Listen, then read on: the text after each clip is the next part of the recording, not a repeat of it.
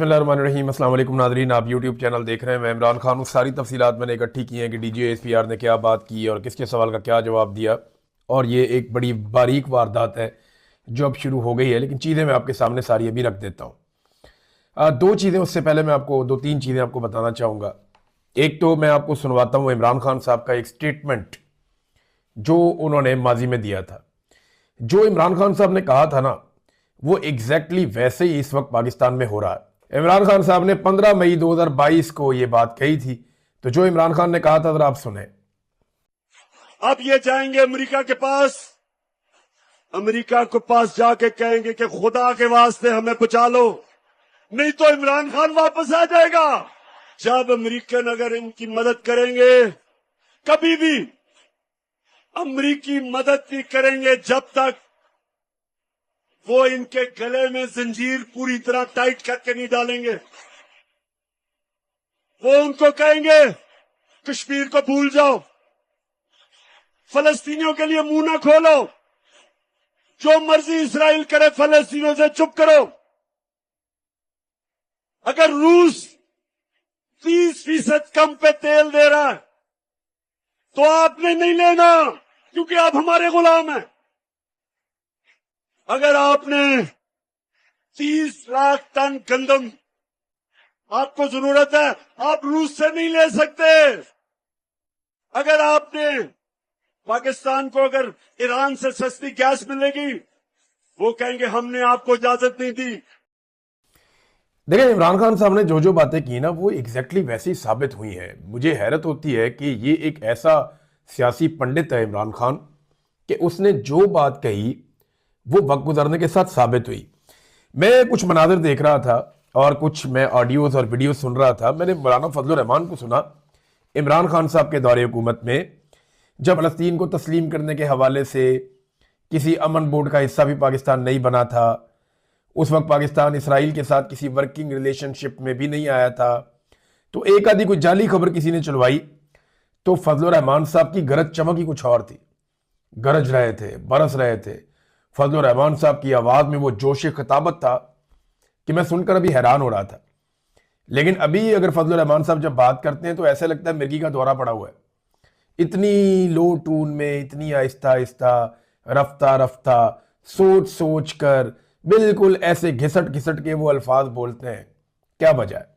इमरान खान के दौर में तो ये शख्स बहुत गुस्से में रहता था, बहुत जज्बात में रहता था, जज्बात भड़कते रहते थे कि ये कर दिया जी इसराइल के लिए, वो कर दिया जी, और यहूदी एजेंट का ये कार्ड लेके फिरते थे हर जगह। अभी जबान जो है वो मुंह के अंदर बंद है और बोलने की जरूरत भी नहीं है। वजह यह है कि जिन्होंने आज तक फजलुर रहमान साहब को पाला है, जिन्होंने पाल पोस के इतना बड़ा किया है, फजलुर रहमान साहब उनके खिलाफ बेवफाई नहीं कर सकते। फजलुर रहमान साहब एजेंसियों के बहुत वफादार आदमी हैं और वो वैसी हरकत नहीं करेंगे जैसी आजाद सियासतदान कर सकते हैं। नाज़रीन, ये कुछ मनाजिर हैं जो मैंने देखे, इस वक्त भी मेरे सामने चल रहे हैं। मैंने देखते हुए मुझे तकलीफ हुई।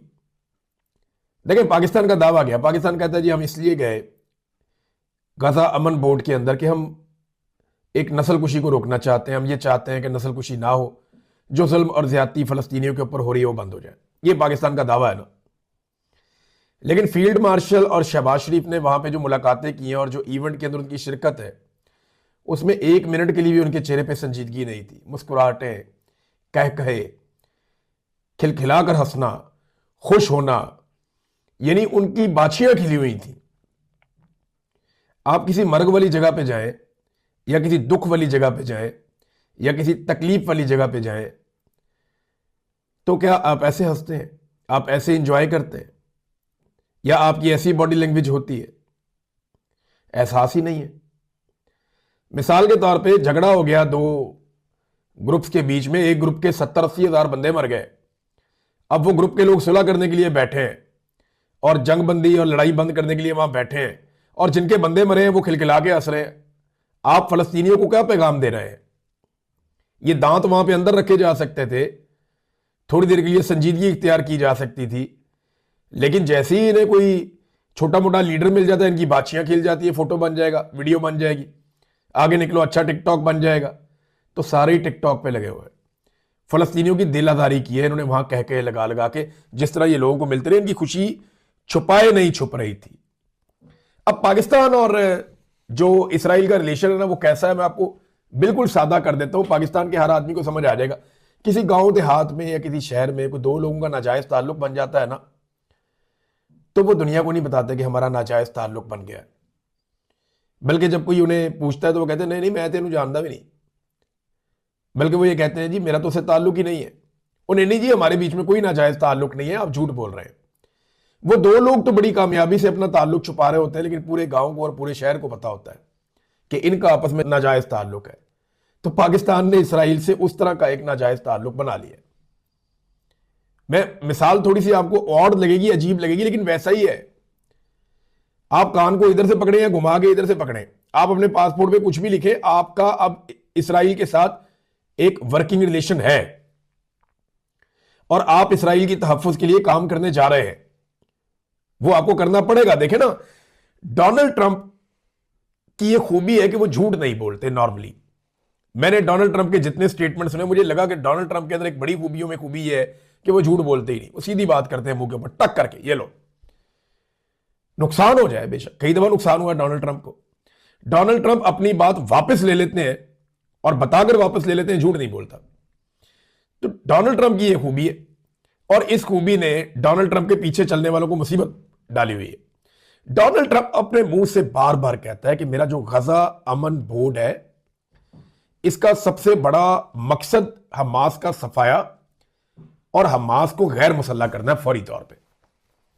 नहीं, ये हमें करना पड़ेगा, हमास का खात्मा करेंगे। डोनाल्ड ट्रंप उसका अगला मिशन भी बताते हैं कौन करेगा, कैसे करेगा। तो डोनाल्ड ट्रंप तो क्लैरिटी के साथ आ रहे हैं कि जनाब मेरा ये गजा अमन बोर्ड है, इसके जरिए से मैंने हमास को गैर मुसल्लह करना नहीं होगा, वो सफाया कर दूंगा। और सफाया कौन करेगा, किससे करवाऊंगा, ये भी बता दिया। दूसरी तरफ ताहिर अशरफी और हमनवा या पाकिस्तान की एस्टेब्लिशमेंट के टाउट्स या पाकिस्तान की एस्टेब्लिशमेंट के सोर्सेज या खुद पाकिस्तान की एस्टेब्लिशमेंट, वो लगातार इस बात पे बदलते हैं कि नहीं नहीं डोनाल्ड ट्रंप ऐसा नहीं करेगा। ताड़ा फुप्पी का पुत्र है भाई, डोनाल्ड ट्रंप खुद कह रहे मैं ये काम करूंगा, आप कौन होते हैं ये कहने वाले कि वो नहीं करेगा? वो करेगा और जिससे उसने करवाना है उससे वो करवाएगा। और जिन जिन लोगों ने वादे किए हुए हैं, जिन जिन लोगों ने अर्जियां डाली हुई हैं, उन्हें वो वादे पूरे करने पड़ेंगे। वादे नहीं पूरे करेंगे इमरान खान मारेगा, क्योंकि साथ ही अमेरिका कहेगा इंसानी हकूक की पामालियां हो रही है पाकिस्तान में, पाकिस्तान के अंदर इंसानी हकूक की पामालियां बंद करें। साथ ही अमेरिका को याद आ जाएगा जनाब 2024 के इलेक्शन में धांधली हुई थी, फिर आपको री इलेक्शन में जाना पड़ेगा, इमरान खान आएगा, वो फैंटी लगाएगा। दूसरी सूरत यह है कि डोनाल्ड ट्रंप की बातें माने, नहीं मानेंगे तो फिर अमेरिका और इमरान खान रल के फैंटी लगाएंगे। इनकी ना हर तरफ से ये फंस गए, बहुत बुरी तरह फंस गए, इनकी बचत नहीं है। इमरान खान को जेल में रखना है तो डोनाल्ड ट्रंप को राजी रखना है, ये इन्हें करना पड़ेगा। इमरान खान साहब का स्टेटमेंट मैंने आपको सुनाया, देखें कैसा आदमी है, इसने आज तक जो भी कहा वो बातें ज्यादातर दुरुस्त साबित हुई और एग्जैक्टली ऐसा लग रहा था कि इमरान खान साहब फ्यूचर में देखकर ये वाली बात कर रहे हैं। अब आ जाए जरा DGISPR साहब जो है, उनकी जो मुलाकात हुई सहाफियों के साथ, उसमें एक बड़ा इंपॉर्टेंट क्वेश्चन मैं हबीब अकरम साहब के सवाल से आगाज करूंगा। उन्होंने सीधा ही पूछा, उन्होंने कहा जी क्या फौज गजा में जाएगी, इंटरनेशनल स्टेबलाइजेशन फोर्स जो है उसका हिस्सा बनेगी गजा में? तो इस पे DG साहब ने कहा जी वहां पे इतने शहीद हो गए, बहुत बुरे हालात हैं। तो उन्होंने कहा जी अमेरिका जो है वो सपोर्ट करता है इसराइल को उस नस्लकुशी में, तो हम अमेरिका को ही एंगेज करेंगे। यानी यहां पे ये कहते हैं कि अफगानिस्तान सपोर्ट करता है दहशतगर्दी को, तो यहां अफगानिस्तान को एंगेज नहीं करना, इधर